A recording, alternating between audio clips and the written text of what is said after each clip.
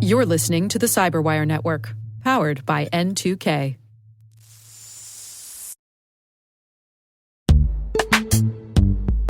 This episode is brought to you by Palo Alto Networks, the leader in cybersecurity. As AI-driven attacks increase, organizations can't afford to have network security that's stuck in the past.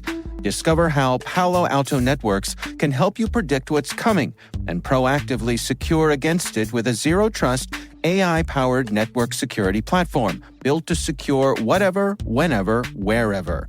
To learn more, visit paloaltonetworks.com/network security platform.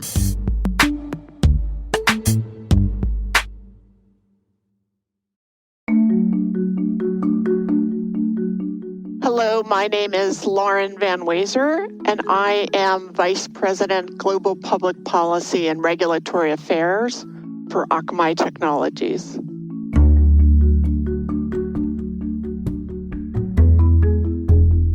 So I wasn't someone who had a particular profession emblazoned on my forehead from when I was young. I enjoyed doing a lot of things, everything from language to mathematics, outdoors. But I had a father who was a PhD engineer and who said to me, okay, Lauren, you like doing so many things, but you'll never pick up an engineering textbook for fun on a Saturday night. But you would pick up something in history or languages. And so why don't you give that a shot? And so I went into engineering. I have a BSc in system science engineering. Very few women in my field at the time. There were 5% women in my major. Believe it or not, that was not yesterday, and there are only 9% women in my major today. I think having had an engineering background has made all the difference in the world in my career, because I think engineering gives one an analytic and rigorous approach to problem solving, which I ultimately became a lawyer later on. And it's sort of two disciplines that have a different way of looking at problems analytically. And I think the engineering background was a great grounding. It also has given me a fluency in technology, which has been critical in all of the work that I've done. I work in an area where law, technology, and policy overlap. And so having that technical background gave me a fluency that has been very valuable. So I was a network engineer for AT&T in Northern Virginia, doing network planning for Pennsylvania and Virginia, and then decided to go to law school at night. Got AT&T to pay for law school, which was my first successful bit at advocacy. Then I clerked for a federal judge and went into private practice after that. But I think what was interesting was, even though I was an environmental lawyer, it was always in areas that were deeply, heavily technology-based. So, leave it to the engineering degree, within 10 years of re-entering the workplace, having been a stay-at-home mom, I was doing cybersecurity policy at the White House. I was the lead for cybersecurity policy in the Office of Science and Technology Policy, dual-hatted with the National Security Council. So every job in the White House is a temp job.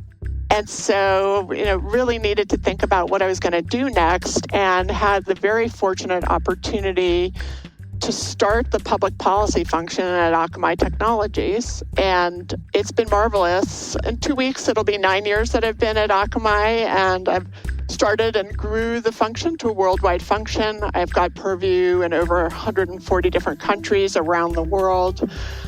So I'm tracking cyber everywhere. It's not a job for someone who likes sameness, but it involves interpreting, monitoring legislation and regulation around the world. So for a company like Akamai, it's cybersecurity, internet regulation, things like net neutrality. It's advising the company on positions to take. So, briefing my senior executives, briefing our board, and basically I'm the one-stop interface with all things in terms of the government. So I don't have government sales as part of my function, but any other interaction our company has with the government is something that I'm a part of. I'm definitely like a coach, leader, and collaborative. We necessarily have to be collaborative. I've got a small team and we're interfacing with very senior leaders around the company and around the world. And I view my empowering of the people who work for me as the most important part of managing them. And so my view is I've got their back. If they make a mistake, it's my mistake. And if they do well, they've done well.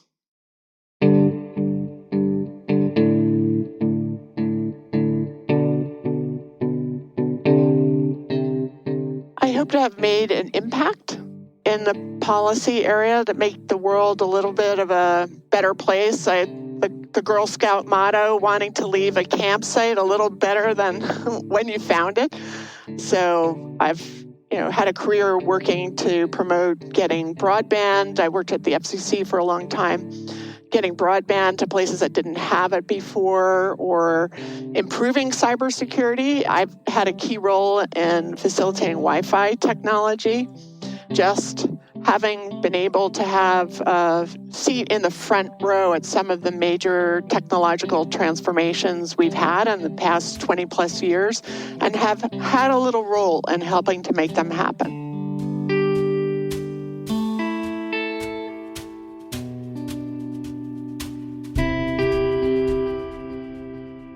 Just do it. Don't listen to any naysayer. You have to be your own North Star. I mean, nobody would have said, oh, geez, you're a stay-at-home mom. Oh, within a decade, you'd be at the White House, right? Just don't listen to anybody. It's your career ladder. You make it what you want. And it's natural for it to have twists and turns, so don't get discouraged. Take the risks and do things that you think will be really cool. And be an engineer or do something technical. It's just been an extraordinary journey for me.